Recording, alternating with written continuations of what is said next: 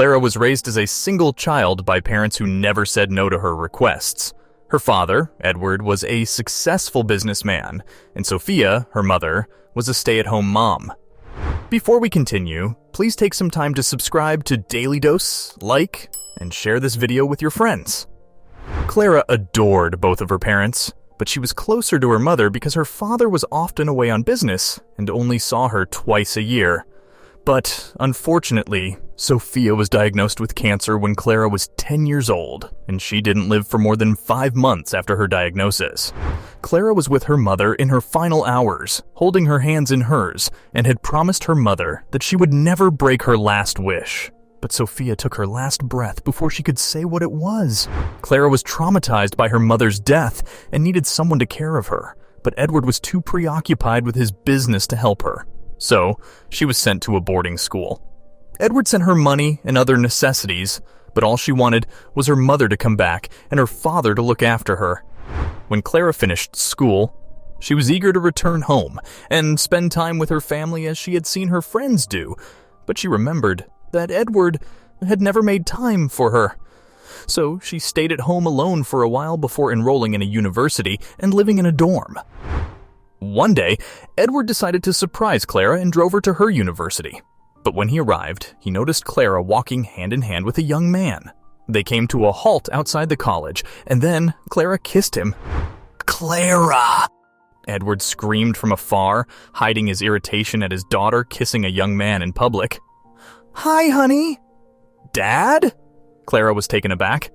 "I never expected you to visit me. Why is it this time you preferred your daughter over your business?" "You shouldn't say that, Clara. You have always been my priority," Edward remarked. "By the way, who's this young man? That shouldn't be your concern, Dad. You never asked about me all these years, so you don't need to suddenly act like you're worried about me," Clara retorted. "But honey, Before Edward could say something, Clara cut him off. "I'm going out with my friends, Dad. I'll see you later. By the way, he's Josh, my boyfriend." Edward just stood there silently, hurt by his daughter's opinion of him, and then returned home. The next day, Edward called Clara home, hoping to have a peaceful conversation with her and that she would understand him. But the talk didn't go as he intended. "Is that why you called me home? To just show that you care for me?" Clara was furious.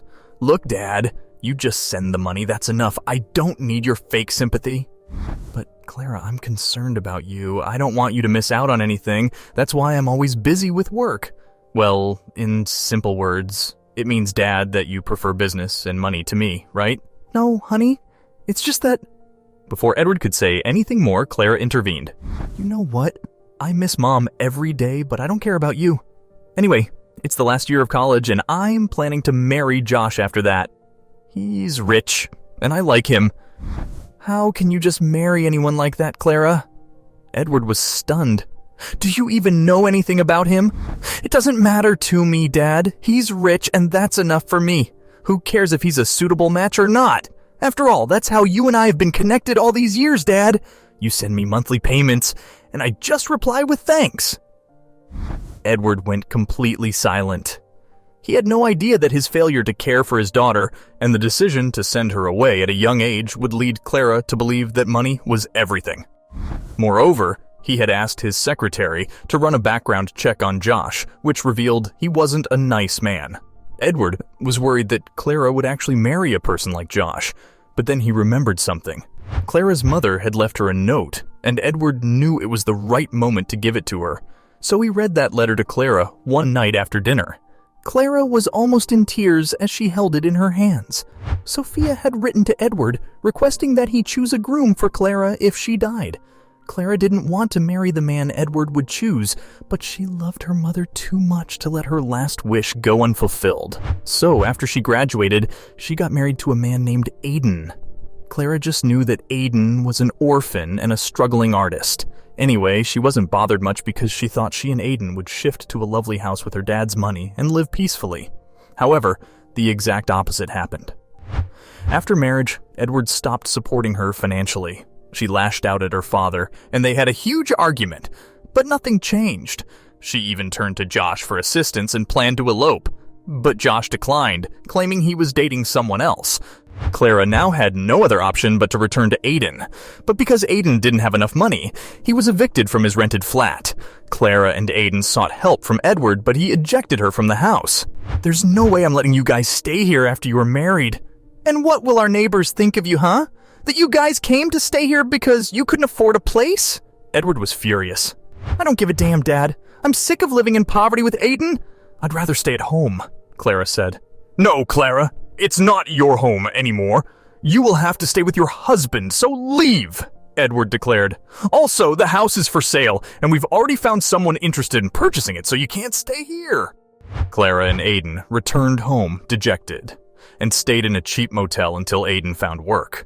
Aiden tried his hardest to never say no to Clara's requests despite his financial difficulties, but she never appreciated him. Instead, she would taunt him. "My father got rid of me by marrying me to a beggar like you. I swear I would never have ended up with a scumbag like you if my mother hadn't wished for me to marry the man he chooses." But despite the insults, Aiden was very patient with her every time. Clara initially struggled to adjust to life with Aiden in a small house and on a tight budget, but as time went on, she grew to appreciate how he looked after and cared for her. After her mother, Aiden was the first person to take such good care of her. So with time, Clara fell in love with Aiden and decided she'd confess her feelings. But when the time came, she discovered something shocking. Aiden was never poor. Instead, he worked at Edward's office as an accountant. Edward was present when Clara confessed to Aiden. He told her the whole story of how he and her mother met and why he had asked Aiden to pretend that he was a poor man. It turned out Sophia was kicked out of her father's house after she married Edward because he was poor. But Sophia stayed with Edward and helped him in his career, which is why he became so successful. Sophia wanted her daughter to marry a man who would adore her despite his lack of wealth. However, when Clara began to believe that money was everything, Edward had to show his daughter that the most important thing in life is love and care, not money. Luckily, he was successful.